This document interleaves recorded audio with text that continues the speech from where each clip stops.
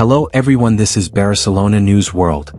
Barcelona teen Jofre Torrents signs new deal, tipped to do pre-season with Hansi Flick's side. Deco drops hint on Barcelona's summer transfer plans. Toni Kroos praises Flick's Barca after El Clásico win. Javier Tebas speaks on European Super League again. Make sure you subscribe to this channel. Barcelona youngster Jofre Torrents has signed a contract renewal at Barcelona that will leave him at the Catalan club until 2028. The 18-year-old has put pen to paper on his new deal after months of talks between both parties. Torrents has been tipped to have a big future at Barcelona and is said to be very much part of sporting director Deco's plans for the future at the club. According to Gigantes, Torrents has a good chance of doing pre-season with the first team in the summer, which would offer him the chance to try and impress Hansi Flick. Barcelona currently have Alejandro Balde and Gerard Martin as their options at left back, but have been tipped to try and strengthen at full back this summer. However, Torrents is clearly a player to watch out for and will be hoping he can break into the first team in the near future. Deco drops hint on Barcelona's summer transfer plans.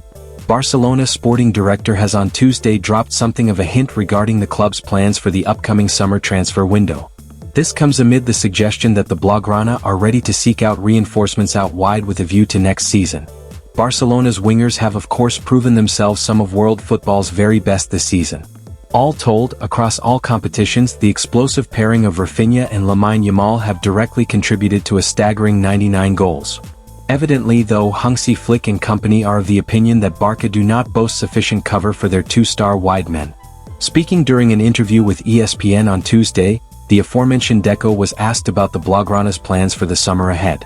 And the club's sporting director, in quotes relayed by Fabrizio Romano, went on to explain. We feel a lot of dependency on Rafinha and Lamine Yamal. Maybe we need players with similar profiles to give us more options in those areas. According to Fabrizio Romano, Barca director Deco, we feel a lot of dependency on Rafinha and Lamine Yamal. Maybe we need players with similar profiles to give us more options in those areas, told ESPN. Toni Kroos praises Flick's Barca after El Clásico win. FC Barcelona's crucial win over Real Madrid in El Clásico, a result that essentially handed them the league title, drew praise from across the football world. Among the most surprising voices was former Real Madrid legend Toni Kroos, who spoke openly about both Barca's strengths and Madrid's struggles. Though now retired from the Madrid midfield, Kroos didn't shy away from offering a candid critique of his former club. He admitted that even after Los Blancos took a 2-0 lead, he wasn't confident they'd hold on. It honestly felt like a gift to be up 2-0. I never had the feeling the game was really under control, he said. What truly stood out to Kroos, though, was the mentality and playing style of Hansi Flick's Barcelona. They just keep going like nothing happened. There's no fear in their game, he noted, drawing a contrast with how Madrid reacted under pressure. Kroos praised the transformation Barca has undergone since Flick replaced Xavi Hernandez as manager. According to him, the team's calmness and confidence on the ball have been a major factor this season. Their ease with possession is impressive. Madrid, on the other hand, looked hesitant and couldn't take advantage of the lead, he said. Looking at Real Madrid's broader problems this season, a campaign that will end without any silverware, Kroos pointed to the defensive injuries that have plagued the squad. You've basically lost your entire backline. If you want to build from the back, you need players capable of doing that. And with so many teams pressing high, it's been a real challenge, he explained. He also highlighted the physical and mental toll the season has taken on Madrid's players. A lot of them have played almost every match. You start dropping games you normally wouldn't. At a club like this, that pressure only gets heavier when results go bad, Kroos added. These kinds of seasons happen. But if the club makes smart moves in the summer, I believe Real Madrid will return to where they've always belonged, he concluded. Javier Tebas speaks on European Super League again. La Liga president Javier Tebas has never shied away from criticism Barcelona or Real Madrid in public, and he has done so again in recent days. Tebas has been one of the biggest critics of the European Super League, which is being backed by the two clubs.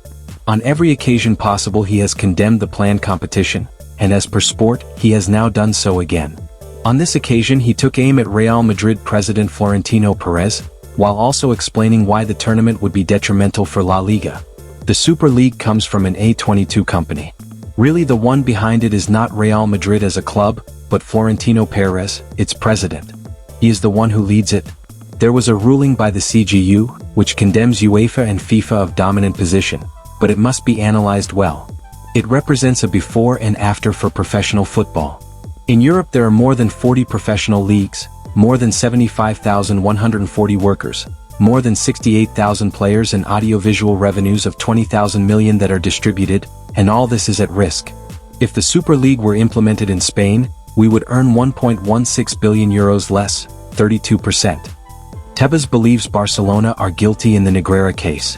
Tebas also spoke on the Negreira case, which has gone silent in the media in recent months but is still being investigated by the relevant authorities. La Liga's chief believes that Barcelona are guilty of wrongdoing. We are in person and we are going to the end. In my opinion, there is sporting corruption.